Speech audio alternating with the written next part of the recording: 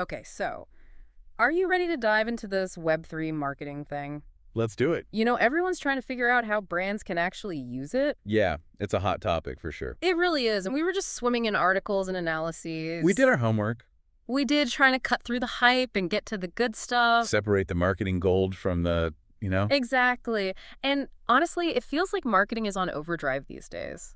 How so? Customer acquisition costs are insane. Have you seen these numbers? Like a 60% jump in the last 5 years. Wild, right? It's nuts. And to make things even more fun, those privacy rules are changing every 5 minutes. It's a tough landscape for brands, for sure. Yeah. The old ways just aren't cutting it anymore. Not even a little bit. So it's not enough to just reach your audience anymore. You have to connect with them for real. Exactly. You need to add value. Yeah. And that's where this whole Web3 thing comes in. Potentially. Right. But maybe a quick recap. First, Web2. That's the internet we know and love. Social media, cat videos, targeted ads. Don't forget about those ads that seem to read your mind. Seriously. So Web2 connected us, but it also made people wonder about who's really in control of our data. Totally. And that brings us to Web3, which is all about shifting that power back to the users. Like digital democracy or something. Exactly. It's about giving people more control over their online experience. I like it. And blockchain, that's a big part of this, right? That's where the whole decentralization thing comes in. Blockchain is the engine that makes it all go. It lets people make secure transactions without needing a middleman. Interesting. But the really exciting part is the cultural shift. It's driving Gen Z, especially. They're craving transparency and authenticity. Makes sense. They don't want to be the product. They want to be part of something bigger. So for brands that are drowning in all this marketing noise, could Web3 be their saving grace? I think it has potential. Yeah. It could change the whole game. How so? Imagine if your customers weren't just buying your product, but actually helping you shape the brand. That's the power of Web3. Okay, now that's interesting. Are there brands out there actually pulling this off? Oh, absolutely. Nike's a great example. Nike, what are they doing? They're not just dipping their toes in the water with Web3. They're diving in head first. They really see it as a new way to connect with their customers. Okay, I'm intrigued. Tell me more. Well, they have this platform called Swoosh. Swoosh? Okay, I've heard the name, but what is it exactly? So basically, it's a platform where people can buy and sell virtual sneakers, like digital collectibles. Digital sneakers. I mean, I get the appeal of regular sneakers, but... But here's the cool part. They're also letting the community have a say in the design process. Wait, so you're telling me I could help design the next Air Jordan, but digitally? Exactly. It's like next level engagement. Right, because it's not just about owning something, it's about helping to create it. Exactly. And that's what Gen Z is all about, that co-creation, feeling like they're part of something bigger. Yeah, I'm seeing that community and co-creation thing everywhere in these Web3 articles. It's a huge shift. Brands are realizing that they need to be more collaborative, more inclusive. It's like instead of talking at their customers, they're inviting them to join the conversation. Exactly. It's about building relationships, not just making a sale. Okay, I'm on board with this whole community vibe, but let's get practical. How else are brands using Web3? I keep seeing these headlines about NFT-powered loyalty programs. What's the deal with those? Think about those traditional loyalty programs. The ones where you collect points for discounts or free stuff. Oh yeah, like my coffee punch card? Exactly. Now imagine if instead of points, you earned unique digital assets that you actually owned. So like trading in my punch card for a shiny new NFT. It's more than just a digital upgrade. These NFTs can unlock exclusive experiences, early access to products, even voting rights. Voting rights. So I could have a say in what my favorite coffee company does next. Exactly. It's about giving customers a real stake in the brands they love. IKEA is another interesting example. They have this co-create platform where customers can actually submit design ideas. So you're saying my dog's custom beanbag chair idea could become an IKEA reality? Hey, stranger things have happened.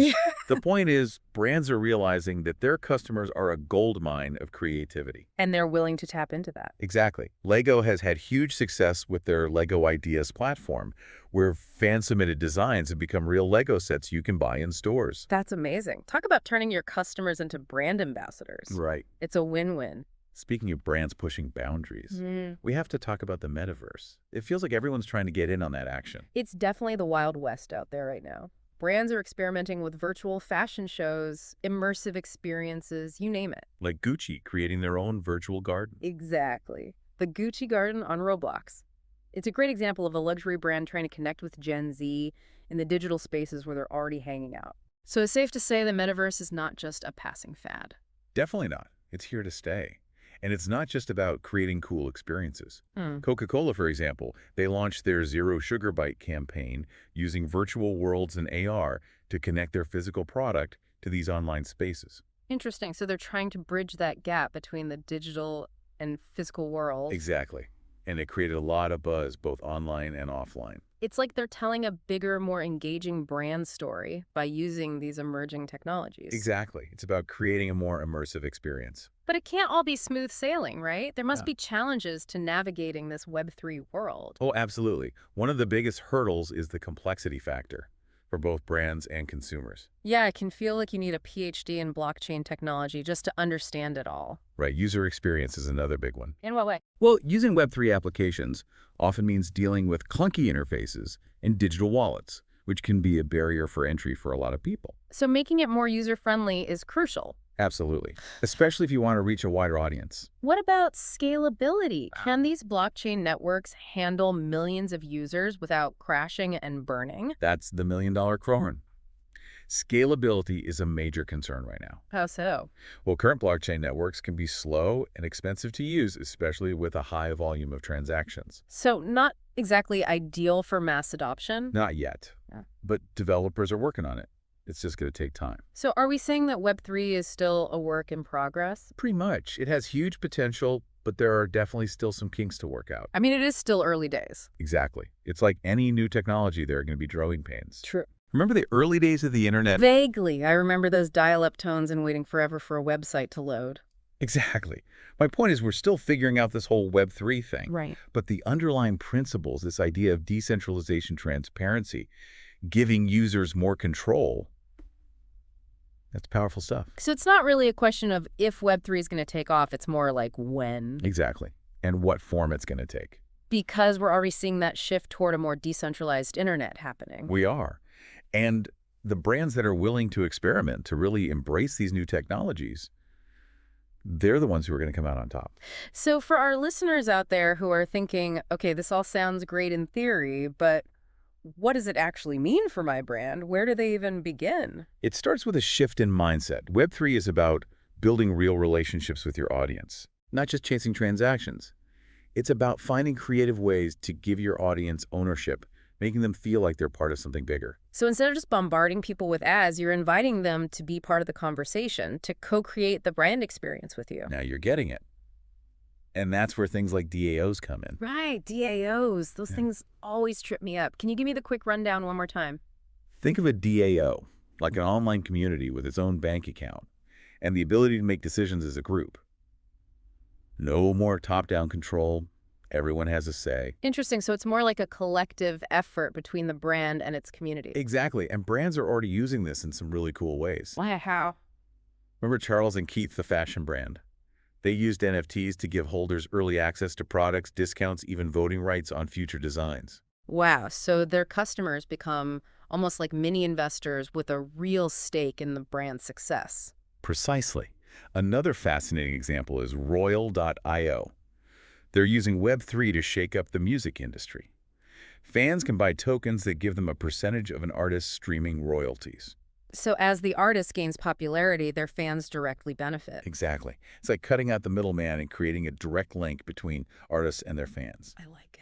And that's the beauty of Web3. It's all about creating more transparent, more equitable systems. It's about fostering deeper connections and shared ownership. It definitely feels like we're on the verge of something big here. It's exciting, a little daunting, but definitely full of possibilities. Absolutely. And as you navigate this new landscape, ask yourself, what does authentic customer engagement look like for my brand in a Web3 world? Good question. How can I use these tools to build real trust and lasting relationships with my audience? Because at the end of the day, it's all about people, not just technology. Well said. That's a wrap on our Web3 marketing deep dive. It's been fun. I hope you learned something new today. Maybe you're even feeling inspired to ride this Web3 wave into the future. Until next time!